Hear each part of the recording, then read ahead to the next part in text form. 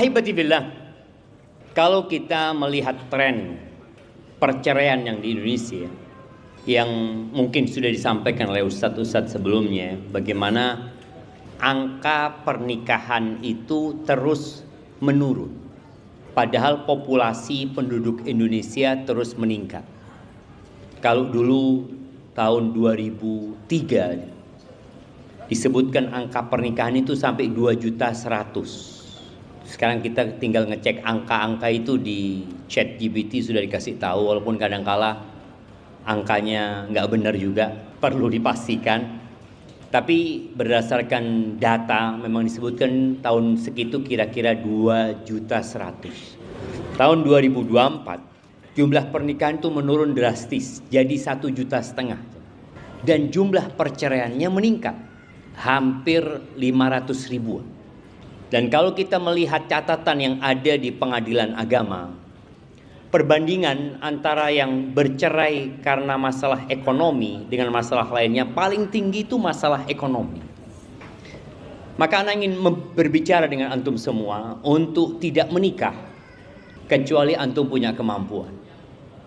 Karena banyak orang berpikir pernikahan itu ya untuk menjaga kehormatan diri. Betul, untuk menjaga kehormatan diri. Kan Allah berjanji Ustaz, bahwasanya orang yang menikah untuk menjaga kehormatan diri, Allah akan bantu. Tapi subhanallah, kalau antum membaca firman Allah di surat An-Nur, ayo coba semua dibuka HP-nya, dibuka Qur'annya, surat An-Nur ayat 32-33. Di sini Allah Azza wa Jalla memerintahkan para wali untuk menikahkan bujangan-bujangan di antara kalian. Jadi orang tua itu kalau punya anak yang sudah waktunya menikah, dia belum punya istri, lalu orang tuanya mampu, maka nikahkanlah. Ayat ini turun 1447 tahun yang lalu. Bagaimana dengan masa sekarang ini yang fitnah begitu dahsyat? Tapi kalau mereka fakir, Allah yang akan mencukupi. Banyak orang membaca ayatnya sampai sini saja.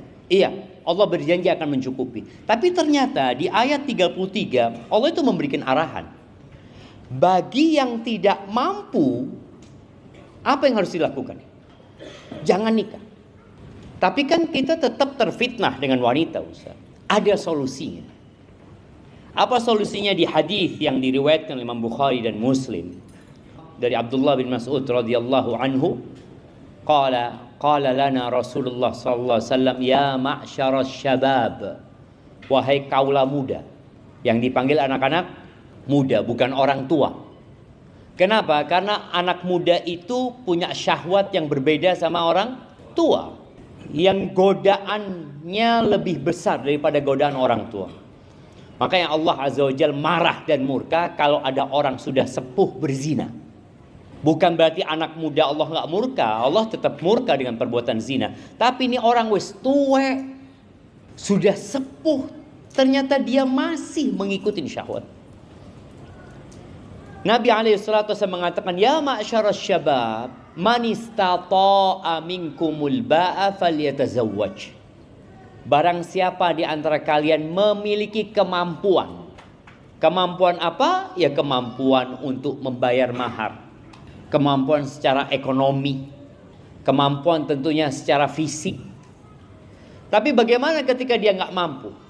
Perintah untuk menikah ini agar dia terselamatkan dari fitnah. Karena dengan menikah, engkau akan menjaga pandangan matamu dan menjaga kemaluan. Yang nggak mampu, apa yang harus dilakukan? Puasa. Jangan maksa. Karena masalah ekonomi yang kita lihat terjadi itu salah satunya penyebabnya adalah dia tidak mampu, tapi dia memaksakan diri.